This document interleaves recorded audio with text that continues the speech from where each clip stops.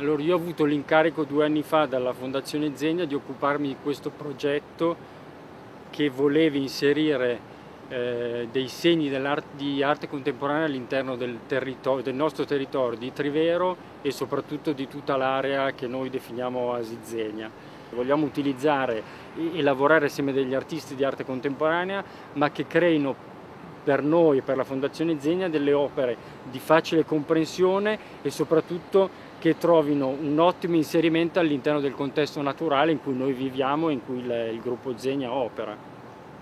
Siamo voluti partire dalla fabbrica, dallo stabilimento Zegna, proprio perché in fondo volevamo continuare tanti anni dopo quello che è stato il percorso del nonno, che in fondo è partito con l'attività manifatturiera, ha creato qui un'industria per dare lavoro alla gente, ma da qui è poi partito con tutta una serie di opere sociali, vedi il centro Zegna, vedi l'orfanatrofio, vedi la scuola alberghiera e non per ultimo la panoramica Zegna che si sviluppa fino a Bielmonte e poi a scendere a Biella. E quindi io e Barbara abbiamo pensato che questo fosse il luogo appropriato per partire con il progetto all'aperto.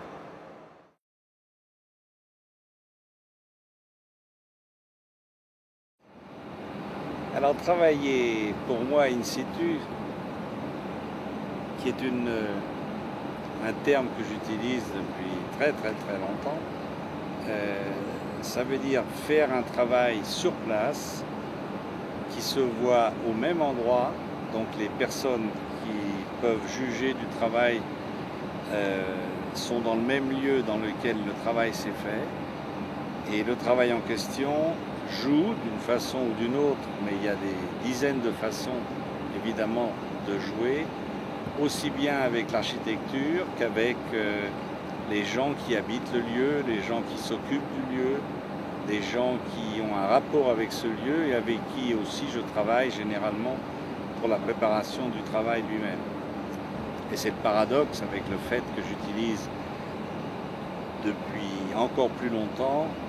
un signe visuel ou un outil visuel, comme je l'appelle, qui est lui toujours le même et totalement immuable depuis 45 ans.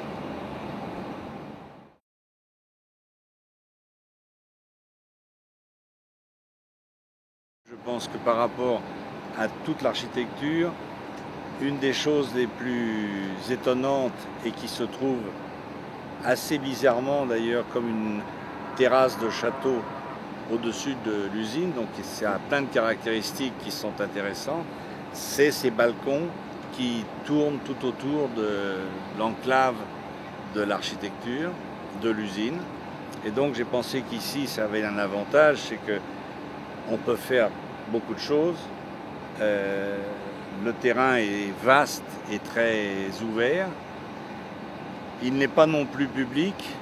mais si on fait quelque chose qui, comme ça, par exemple, déborde de ce terrain, on peut être vu par le plus grand public possible, villageois, les gens qui se promènent en voiture, gens de l'usine, tout le monde peut en profiter. Comme on parlait de in situ, il y a évidemment ce lieu en tant que tel, il y a cette architecture un peu spéciale des terrasses à plusieurs niveaux.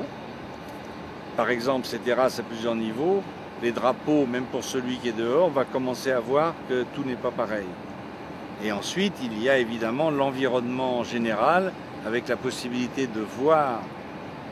cette présentation aussi bien dans le bas, même dans la vallée, très loin, je pense, je n'ai pas encore vu, mais je suis sûr qu'on voit de très loin, ou dans le dos, dans le haut de la montagne, et de voir de nouveau cette circulation de drapeaux.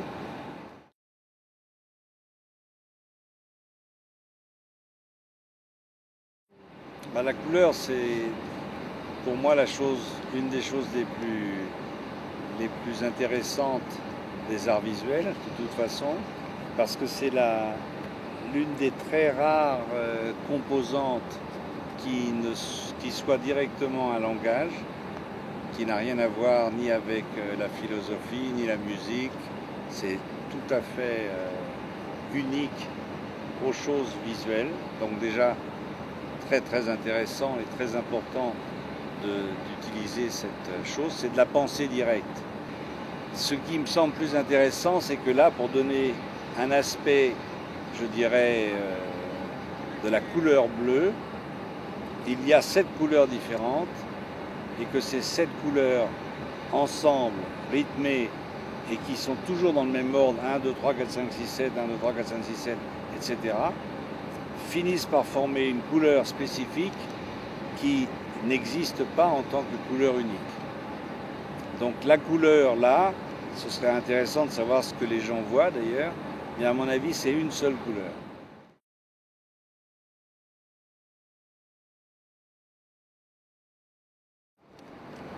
Bon, quand on utilise des éléments qui sont des éléments qui ne sont pas inventés, même s'ils sont redessinés, comme par exemple le drapeau, automatiquement on ne peut pas ignorer que le drapeau est symbolique d'une foule de choses historiques, ancestrales, etc. Sauf l'idée du drapeau qui ne peut pas se détacher du fait d'être visible, du fait de montrer un espace, etc., etc., il n'y a pas d'autre symbolique. Donc il n'y a pas de drapeau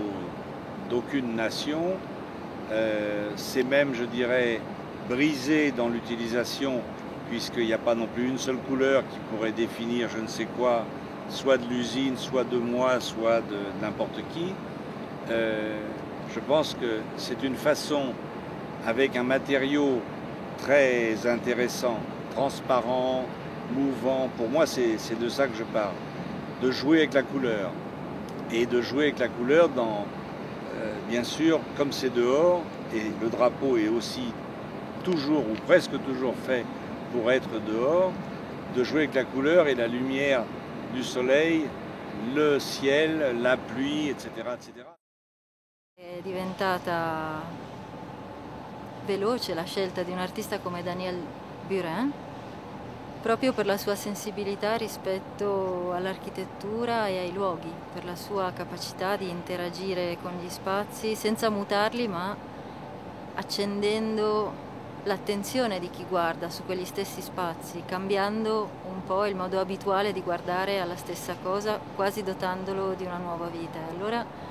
per segnalare questo progetto, ma anche questo luogo, per mettere Trivero sulla mappa,